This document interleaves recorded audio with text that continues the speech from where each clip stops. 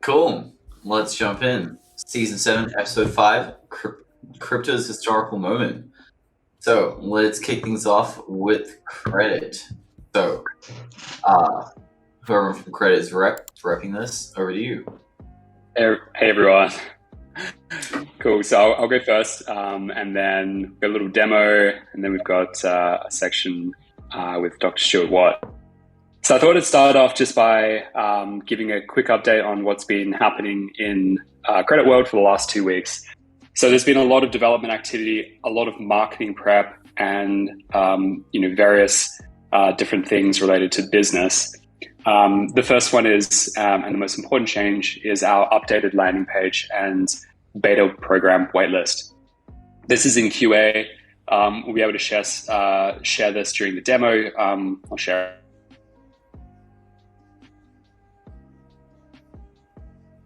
bits of a couple of tiny bugs, and we're refining the process for getting users whitelisted onto beta, which is really exciting. It's going to be pretty dramatic in terms of what ARCx will look like to the public. We were going from passports and scores now to all about credit score-based borrowing and reputation. In terms of our public appearance, but also functionality for facilitating this closed beta program that we're running. Outside of that, we've also spent time on developing more of like a data-led approach to understanding performance across both risk, product, and marketing. So, what we really want to understand with these reports is, does the system work as expected?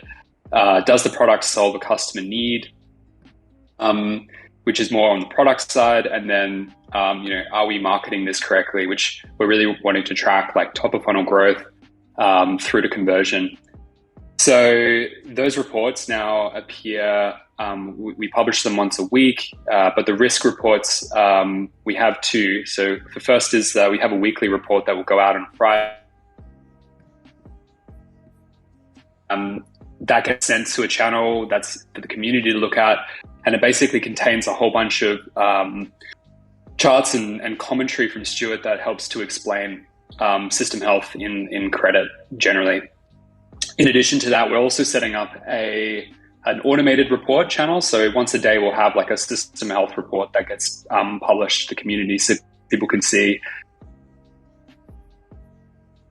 our top level metrics for borrow or for credit, including TVL, total debt, the distribution of credit scores for our borrowed users, the amount of debt borrowed by different users with different credit scores, and so on and so forth.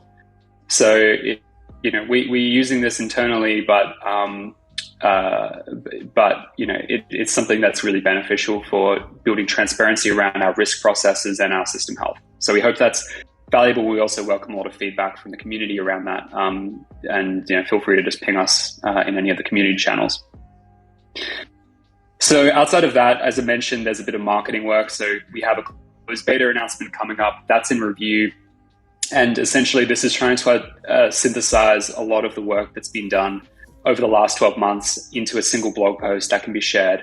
And what we're really trying to anchor on is the vision, as well as, where we are today with respect to that vision. So, hopefully, like this will be published in the coming. Then the final mention here is that we've had a bit of time to focus on bug fixes in the core app. Just a quick shout out to all the community members who are on the closed beta or the pre-beta, I don't even know what we call it now, but who have raised issues and bugs, and we're working to solve those. And last week we shipped a minor, so that was done. And then outside of that, we have spent a lot of time refactoring code. So the team's been incredibly busy at removing stale code, adding changes and improvements, and the goal is to create a more stable and performant system overall. So Ed, what I'll ask is the slide bearer to flip to the next slide. And I can walk us through the landing page if you want to click on that little link URL there.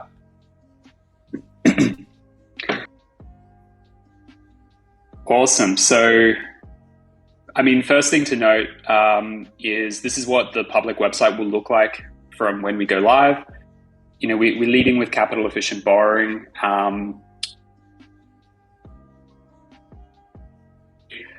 And you'll see the first kind of call to action button there is connect wallet. So, you can't click on this now because it's not connected, but essentially what this will do is it will, once connected, query whether your wallet address is on the waitlist. And if it isn't, then you'll be able to add an email address in and join the waitlist. And what we'll do on the back end is when we're ready to onboard you, we'll basically be able to send you an email with instructions on how to get started. So that's just really basic functionality. Below that, we have a product screenshot. Like this is the app as it is today. And below that's just our investors. I think we work with these guys and showcase them because it's it's strong kind of like social validation with the work that these guys have done with other companies and so on. And if you scroll down, what we do is we then break it out into like the kind of core value props for credit. So, as I mentioned, ARCx is a decentralized credit market that offers the safest and most capital efficient borrowing experience through the DeFi credit score. And users can start by building their DeFi credit score through simply borrowing on ARCx credit. And it explains a little bit about that. And there are links that take users to the relevant part of the docs who can understand more. You can unlock greater capital efficiency, and we kind of explain that through how our vaults are set up and the capital efficiency section on those vaults. So, essentially, for those who are new, your DeFi credit score gives you a value between 0 and 999, and then we map that linearly to a range of maximum through responsible borrowing. Your maximum LTV or the capital efficiency you're getting will increase as well. So if you scroll down to the bottom bit, you'll see helping you to avoid liquidation. It really helps us as a business when our borrowers avoid liquidation. I was just saying that we anchor on avoiding liquidation because unlike other borrowing platforms, we're not actively planning on making a significant chunk of our revenue through liquidations. Like we really want to share the incentive of supporting kind of responsible borrowing, and in order to kind of support that over the coming months and years, we'll be implementing features around improving the visibility or like the understanding of risk management practices. And this would include for the user and like in the future, push notifications to alert you on at-risk positions. And then if you scroll to the very bottom, finally, there's just some high-level metrics for the app. So 12 active borrowers. These are just the borrowers that are on the current product at the moment. Mostly internal users and some people from the community. $62,000 TVL is the combination of debt and value locked for collateral. And then 863 is the amount of debt. So that's really where we are at. I wanted to walk through that in detail just so that the thinking around how we communicate this product comes out. And of course, as I mentioned, when we release the launch article, like that will also help explain the vision and how we view this as a true step change innovation in DeFi lending markets. So that's it for me. Is there I'm not sure if there's any questions, or I don't know if we want to do that now. Otherwise, we the next section. Yeah, let's open up some questions if anyone has any. Solomon or Kenji, feel free to jump in. We can do, Kevin, if people want to think of questions, if they have them, all good. If not, obviously, and feel free to just send them as in text. But maybe we can go on to this section, Dr. Stewart, what talks with you. So I'll be really honest. I threw Stewart under the bus very shortly, like about half an hour ago. I said, "Hey, listen, can we ask you to do a bit of another AMA on risk?" and Stuart has very kindly accepted that offer. And so I've got 4 questions prepped, but happy to keep this fairly loose and conversational. So, Dr. Stuart, welcome.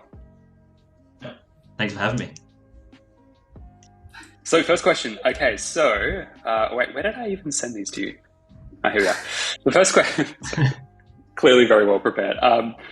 The first question I was going to ask is, I mentioned a lot about these risk reports, but would you help us to understand and walk us through that risk report? Like, what are the interesting things that people should be looking at when they're kind of viewing this risk report? Yeah, so when I started building these risk reports, I just wanted to have sort of daily notifications of all the statistics about our system, just to make sure that everything was up and running well, the system was healthy, everyone's scores are behaving as they should do. And then we sort of realized that they would just be really useful pieces of information for the community and everyone to see.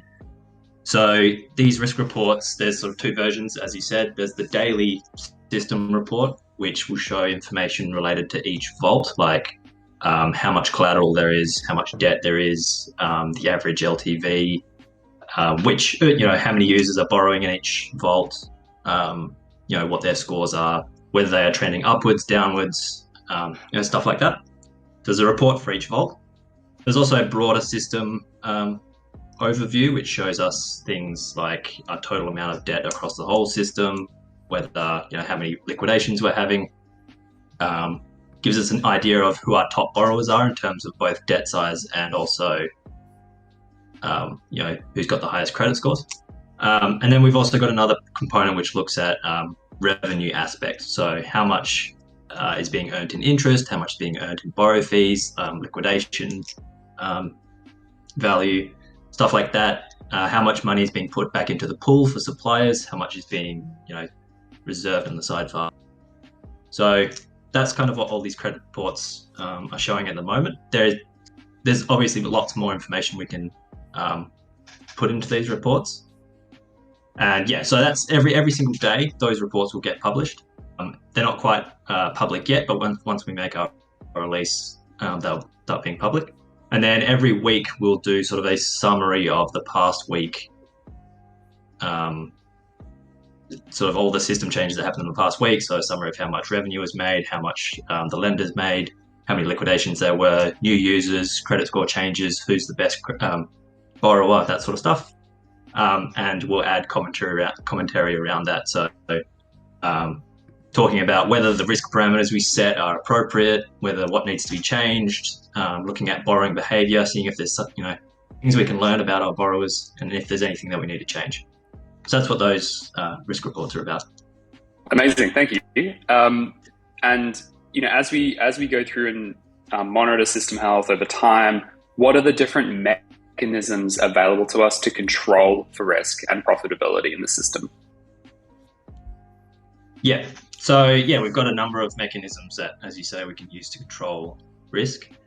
So the more important ones, most important one is the maximum LTV that we extend. So the higher the maximum LTV, the more risk there is in terms of accumulating toxic debt in the system. So once you get to a max LTV of 100%, say, at that point, there's an opportunity that the debt becomes sort of valued more than the collateral, in which case, at that point, once it gets liquidated, there's sort of unbacked debt that hasn't been sort of recovered. So that max LTV bound is sort of the largest or biggest factor we have in controlling risk. Now, the way in which that max LTV is controlled is through the credit score. So what we can do is sort of change the parameters of the credit score in order to slow down or speed up borrowers from sort of reaching that 100% max LTV. And we also have the 3-vault system where the maximum LTV bounds change across those 3 vaults. So the more riskier borrowers who don't or are unable to grow their score to a high enough level, they're sort of constrained to the lower vault, the less risky vault. Whereas the good borrowers, as they build their credit score up, and they move through the higher vaults, they get access to those higher max LTVs. And so what we can do is we can change either the bounds on each of those vaults. We can change the credit score threshold, which sort of gates access to those vaults. So you must pass a certain credit score just to be able to access each of those vaults. And then we can also change factors about the credit score itself. So how long it takes to grow your score, how many points you can get per day, the penalty which is imposed if you do get liquidated, how heavily we weight your previous borrowing experience on other DeFi protocols, stuff like that. So they're sort of the biggest factors that we can play around with to, play around with risk in the system, and also control, the trade-off between how much value is at risk and how much revenue is being generated for the supply pool. So what we're trying to aim for is that the revenue being put back into the supply pool, it should always be larger than the value at risk. And that's how we can sort of play with all these parameters in order to ensure that. That's perfect. And in fact, you answered my third question. So if anyone on the call has any questions for Stuart, we'll open it up for Q&A. And that includes Kerman and Kale, who are clearly shitposting in the other channel. Yeah, sorry, we're keeping the stage chat alive over there. You are children. So, maybe I'll ask a hard question. Stuart, how do you decide what to prioritize in your risk reports? Why are you looking at the things you look at? What guides you towards what you're looking at? In the risk reports, so as I said, the thing that got the whole risk report started was I wanted daily notifications and updates on the system itself. So how much debt we have, what the credit scores are doing, whether they're going up, whether they're going down. There's mass liquidation events, stuff like that. And I just wanted to know that stuff so that, one, we know the system is operating as it should be. Two, we can go in and change all the risk parameters if need be. If we notice suddenly that everyone has, sitting at almost all of their borrow capacity and is just maxing it out, then something needs to be changed so that we can go in and make the system safer for everyone. If we find out that our entire loan book is suddenly being borrowed, we need to make the lending pool larger. If we find, all these things, it's just nice to have an eye on. So that's why I started to create these credit reports. Your question of what's priority, in my opinion, having just a flood of information is just the best way to do it. So how I've gone about it is I've just added in as much information as we currently had available. And what I want to do is continue to add to that. So the priorities were how much debt do we have and what the credit scores are doing. I would just want to add more and more information to that. Yeah, and so sure. Oh, go for it. No, go, Kerman.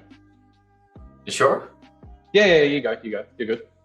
Okay. And wanted to ask your take on what you think about ML-based models. It feels like there's a lot of credit scores coming out that use machine learning, which sound like a good idea on the surface, and give the illusion of kind of complexity and sophistication. But you've expressed in certain private and public forums that you believe that may not be the most optimal way. So could you give us a brief insight as to why you think that? It's just all about transparency and explainability. So, everything on the blockchain is pretty transparent already. The code is just all the events. You can see absolutely everything on the blockchain, and I think that should be the same for credit scoring rules. These machine learning models, they are just a big black box, and you have to wonder whether even the developers of them know what's going on. You have this massive model which is being fed by hundreds and hundreds of different data points, and it's just being trained on relatively simple targets. You have to wonder what it's actually looking at, what it's actually learning. So what we did was we created a credit score which is very transparent. The rules are very easy to explain, very easy to understand what the borrower can do in order to improve their score. Whereas with a machine learning model, it's not necessarily the case. You can kind of infer what kind of actions will improve your score, but you can never really know for certain what is happening within that model itself that links all these features to the final score at the end. So I'd say problem with these machine learning models is that it's hard to know exactly what they've learned from the data and what patterns they're picking up on. And also it's hard to explain to a borrower what steps exactly they can take to improve their score. Because you can only infer that if I do this general action or if I do that general action, my score should improve. But that's not necessarily the case with these models, because you don't actually know what's happening on the inside. You can make a fairly decent guess, but it's not quite as transparent and explainable as a sort of heuristic rules-based model as we have. Sweet. And do you think there might be a risk in like a few years in DeFi if like there's the rise of, say, AI models with no explainability, where we end up with kind of like black box AIs running the entire space? Yeah.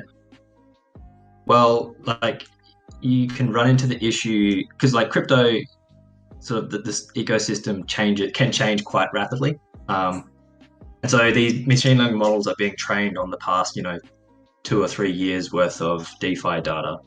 And there's scenarios that they just haven't been battle tested against, and who knows what's going to happen to the outputs of these things when, this huge sudden change happens, whether it's prices crashing or prices suddenly skyrocketing or whatever.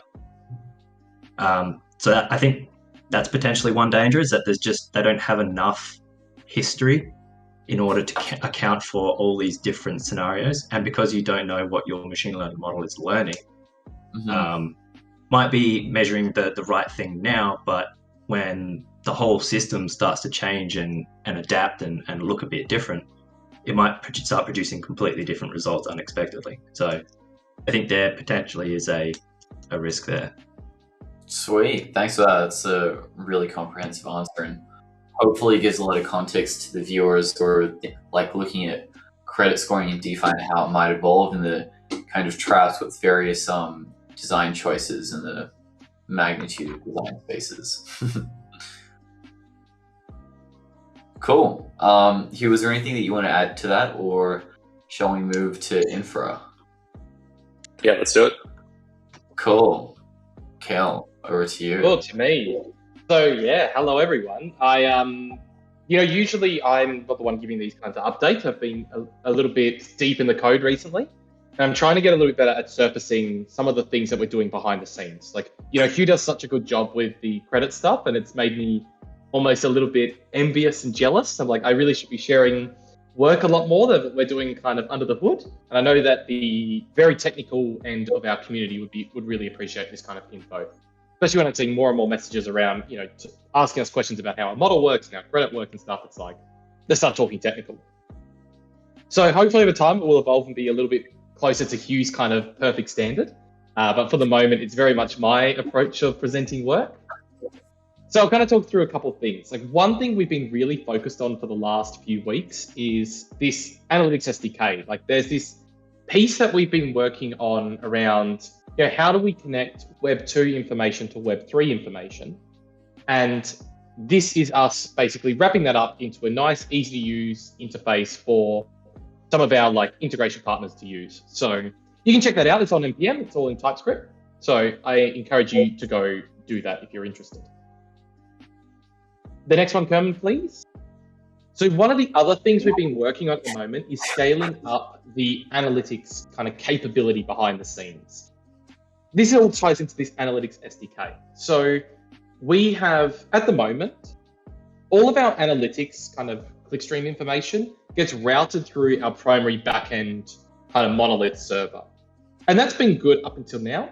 But as we're starting to scale and grow, we want to make sure that we can scale up our analytics service independently from what services our backend, what retrieves kind of credit information, whatever that may be. So this is the original implementation. And if Kerman, you just flip to the next slide for me. Our new implementation is splitting out the analytics service into its own kind of vertical. It can be scaled independently, and it can be kind of managed and maintained independently. So how we've set it up is that we have a reverse proxy, so something that collects all of the analytics requests. It horizontally scales and kind of routes all of the logic through many servers behind the hood, and then dumps the information in a separate analytics data lake or data source. So this is one of these new big scaling things we've been doing behind the scenes, trying to get to a point where we can, in theory, consume gigabytes to terabytes of data with no issue, and not tank the uptime and kind of latency of our main backend server. That's one of these things we've been doing in the background with the infrastructure guys. And to the last kind of thing, Kerman, behind the scenes, when we compute all of our credit kind of information or any of our scores, what we ultimately have to do is look for that information from the ledger. So a lot of the way that ARCx works is that we look at the ledger, pull out the information we care about, and then build these individual event streams. So for example, in the credit score, we consider information such as borrowing behavior and compound borrowing behavior. So we build event streams of that borrowing behavior as individual kind of like data sets to look at. So what we do is every day we pull out the new kind of subset of the ledger, and then we build them into these individual event streams. So this has been really, really good as a starting point. It's very simple, but it's a bit inefficient. In particular, it's the number of reads. Every single individual event stream needs to read that same amount of data. It needs to all read, say, 10 gigabytes every day of information to build the event stream. That's not particularly efficient, and it's causing us to do a lot of rereading of data and having to have really big servers all the time processing this information. So if you flip over for me, Kerman. What we've done is we've started to optimize this system a bit more. So now, rather than every single event stream reading the entire day's worth of information, we now have one pre-job that effectively subledgers that information out. So what it will do is it will grab the last X minutes to hours to days of information, and then it will build a whitelisted subledger. So basically the raw transactions, but only for contracts that we care about and information we care about. And then every event stream draws from that. So the benefit of this is basically we have a much more efficient read process, and we can scale a lot better and manage our costs a lot better. Now every event stream doesn't have to run on a server with many tens of gigabytes of memory. It can now run on much, much smaller servers and be processed much quicker and processed much cheaper. So these are all really important scaling considerations that, although at the moment we're considering in the order of tens to hundreds of gigabytes of data in credit, we need to be able to scale to terabytes of data as we index more lending protocols, more chains, be able to process that. So this is just a kind of brief intro to some of the infrastructure things happening behind the scenes. Hopefully over time, we'll be able to get a little bit better at this and hone in on what everyone wants to hear more about. But yeah, as always, in the community, if you want to reach out and ask any questions, I'm more than happy to answer them or ask someone like Stuart to help me answer them. That's it. That's infrastructure. Cool. Thanks a lot, Kel. That was really informative. And yeah, I can see over the coming weeks as we have more to share about the infra. So moving on to the narrative alpha piece. So the topic I want to talk about this week was around Tornado Cash and how it basically got KO'd. Not fully, but kind of sanctioned officially. And I think it's a really kind of big historical moment for crypto when you go to the US Department of the Treasury and they have a bunch of Ethereum addresses. You're like, wow, that's kind of like an insane future you wouldn't have really thought of a few years ago, but it's kind of happening now. So I kind of thought there's this event, but there's actually so many implications of this that I guess everyone is kind of discussing the space and we're all trying to wrap our head around. So I thought I'd kind of go through some of them to provide some additional kind of context and where my head's at with regards to this single event. So first is that I think the cracks are starting to show between regulated DeFi, re-DeFi, I don't know, and DeFi. First it started with geo-blocking and then on-chain and now it's contracts. So the whole bit, I think, of people saying why does decentralization matter? I think it's starting to become more and more obvious as time goes on, because we're starting to see more action being taken.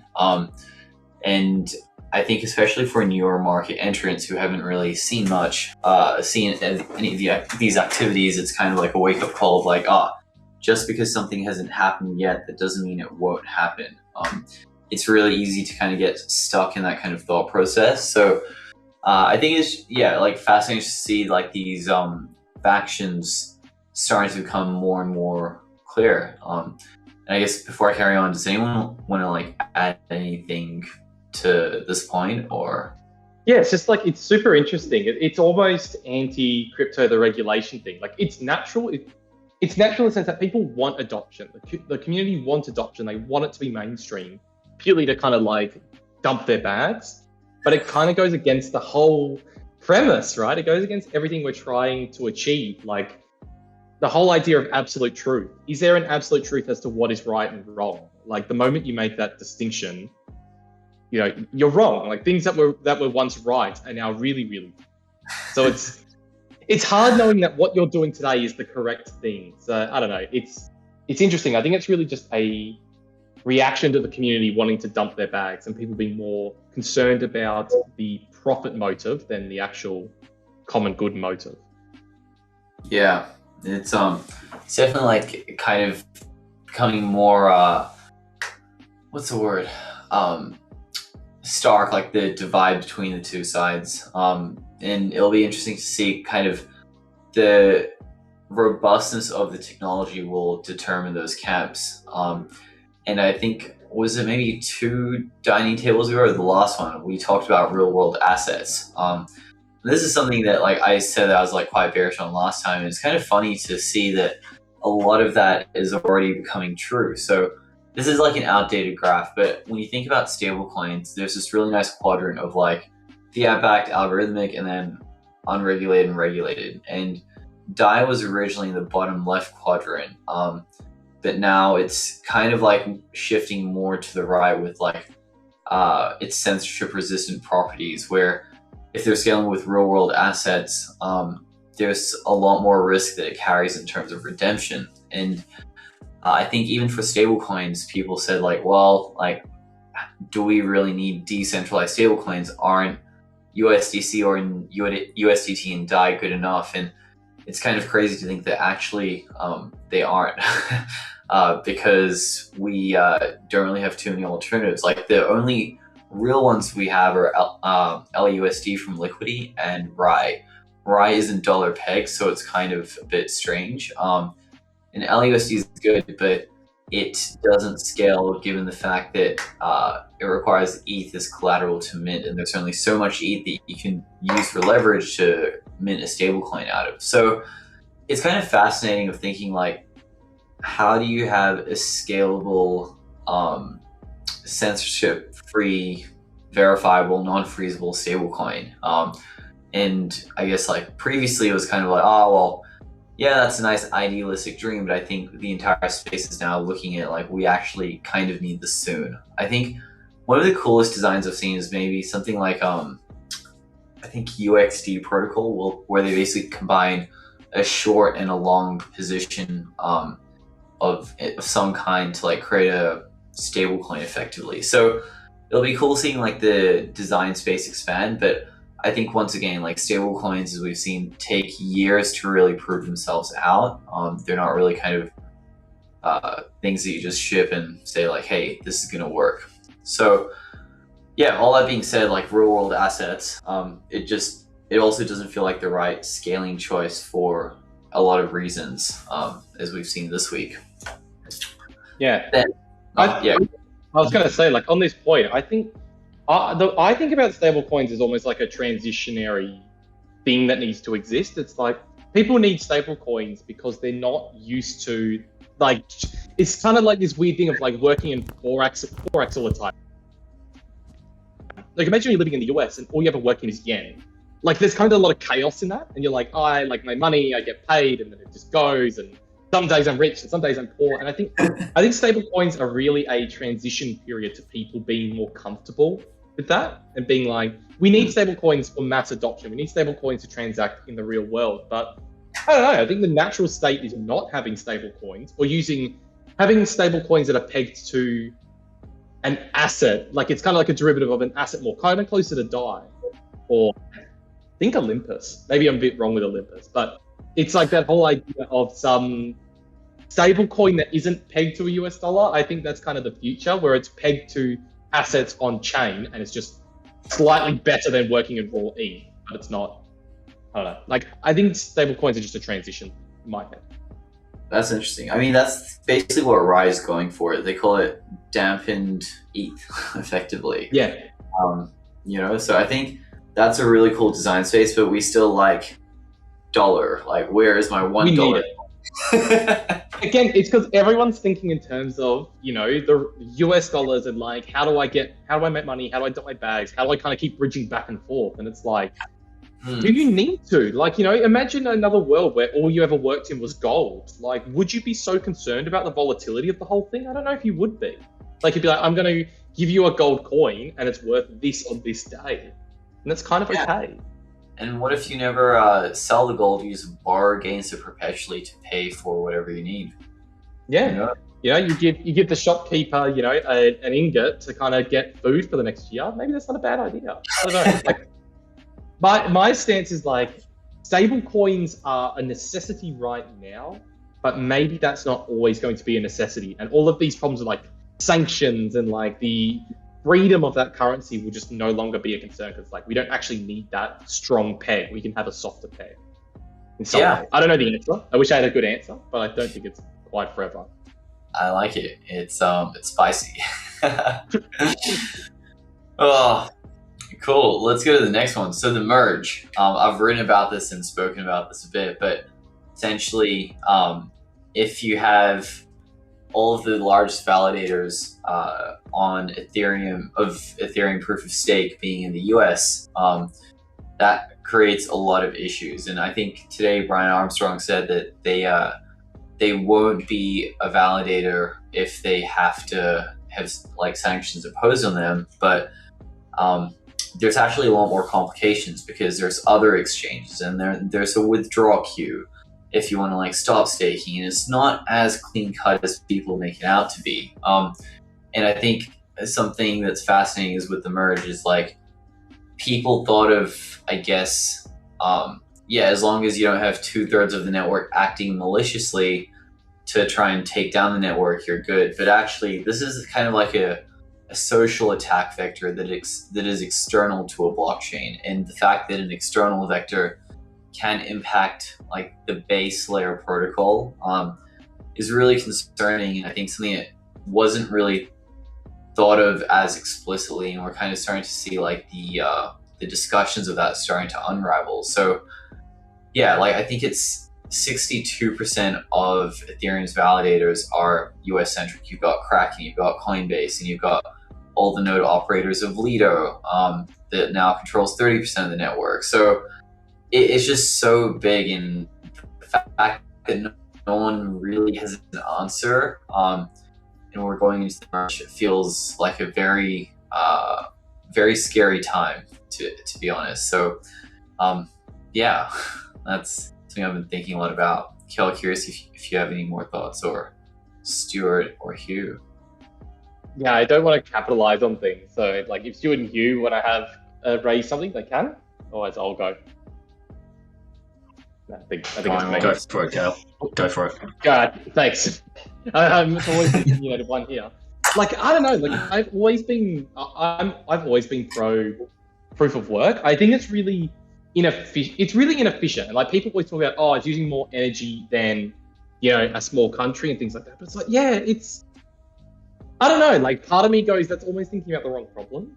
A little bit. It's like, who cares if it's inefficient? That's kind of the point of it. Why do we care if it's expensive?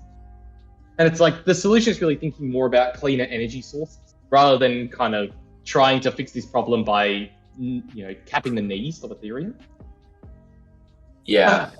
It's very, very centralizing. I think I have no problems with proof of stake in like L2s. I have a lot of problems with it in the base layer. It's like, I don't know. It feels very centralized.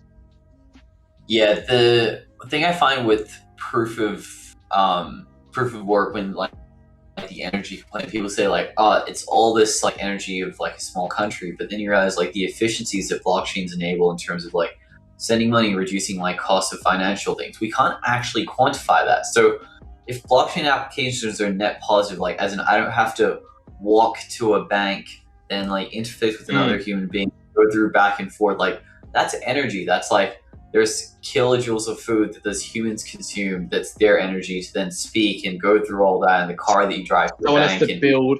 Yeah, someone has to build the building to put people in it to house money, and someone needs to kind of run the electricity in those buildings and the air conditioning and the coffee machine, and it's all interacting. Exactly. So it's like, I feel like rather than saying the blockchain is inefficient, we should be saying which transactions on chain are inefficient. And those are, I think, polluting the atmosphere. Like NFT mints that are useless, they're literally like on chain pollution because like we're wasting valuable energy on like retarded shit. Yeah, exactly, right? It's like, would people have the same concern if it was like you were transacting $100 million once? Like, people be like, that's super efficient. Like, why would you not do that rather than having to route through all these inefficient systems? It's everything else. And it's like, how do you solve that problem? And that's kind of where I like L2s. Like, maybe the future is having, you do kind of reconcile and checkpoint onto a very, very secure L1, but it's like, who cares if, Ubisoft want to run all of their NFTs on their own chain? Like, maybe that's okay. Like, people are still kind of comfortable with that a little bit. Like, Agreed. Yeah, I don't know. There's no good answer. This is the hard thing. It's like, it's easy to critique these things, but it's no good answer. No one has an answer. Like, the Ethereum Foundation are doing their best. The community are doing their best. And it's like, I don't know, maybe we'll get to the end of the merge and go, that was a mistake. Or maybe get to the end of the merge and say, that was a great idea. And it'll be interesting seeing how it plays out. Yeah, my base take is Ethereum just has to do nothing and it'll win. Like, it doesn't necessarily need the merge, but look, a lot of people's bags are dependent on the merge now, so it's probably going to go through. But we'll see in a year. We can literally look back on this video and then see how right or wrong were we. Indeed. And then the last one is just the world needs credibly neutral technology. And I think that's the real reason why we're here, is just trying to create like the fairest financial system that we can. And basically it was like from this tweet thread I saw, like basically this man in Lebanon who went to a bank and then basically held them hostage to get his own money out because he needed to pay for his wife's operation for like, I think $50,000. And I think he held up the entire bank for like 12 hours. And you think like, okay, that's bad. But then it's like, but it's his money. And then you kind of realize like this is kind of stuff that everyone globally kind of faces. And it's like people spend their entire lives, their life savings to get this, I guess, like energy. And then when you can't access the energy that you've worked for, it feels it's not great. put any other way. So I think that's kind of like the why behind all of this, right? Like, why does decentralization matter? Why does like thinking about the size and the regulatory capture of your validator set when running a base layer protocol? But these are all like super valuable things. But it's about like, it's about the people being able to overpower the institution, right? It's like, that's the benefit of decentralization. It doesn't matter if Circle run 100 nodes and they refuse to process your transaction. You on your computer can participate in securing the network and say, if my block goes through, I will allow this transaction to go through. That is super, super valuable. People can't control that money. And you can, even if you can't process that transaction for a year, like it takes you a year to win a block and put it through, you still can make that decision. Like, anyone can support that network. That's super valuable. Yeah, the whole, going back to that thing of the merge and proof of stake, like locking people out and saying you need 32 ETH to kind of participate. And it's like, how do you get more ETH? Well, now you just have to buy it. Like, if you can't win it by mining anymore, I don't know. Like, it's hard. It's centralization. Yeah, people don't realize you take away the ability for anyone to basically have their transaction in the network, which I think is so underrated. But that's the narrative alpha for this week. Definitely more on the spicier side. Joel, over to you on the community stuff. Cool, thanks. Yeah, I'll just run through this quick because I got a hard cut-off soon. Sure. But yeah, for the GM summary, everyone's increased by quite a lot because we've had a few weeks off. As for the streaks, I lost mine, and I'm sure there's Kale lost his as well, actually. I lost mine. I'm Sad so time. sad. Yeah, we'll have to catch up on those. So yeah, I'll move on to the next one now. And the community highlight goes to Corey. He's always getting involved in the market news channel, sharing his opinion and being really consistent with his praise. But yeah, it's really great seeing him being really active and giving his like deep thoughts on all the stuff we share in there. And then I'll finish it off with some words from the Pope. So when the front running begins, you're going to wish you had packed your bags securely. Up only. Buy before Alabama starts pumping this, you've been warned. Amen. 170. Amen. That is financial advice, and Corey's not affiliated to ARCx officially. Just on the record. I have no idea how he comes up. They're good. It's purely for entertainment purposes.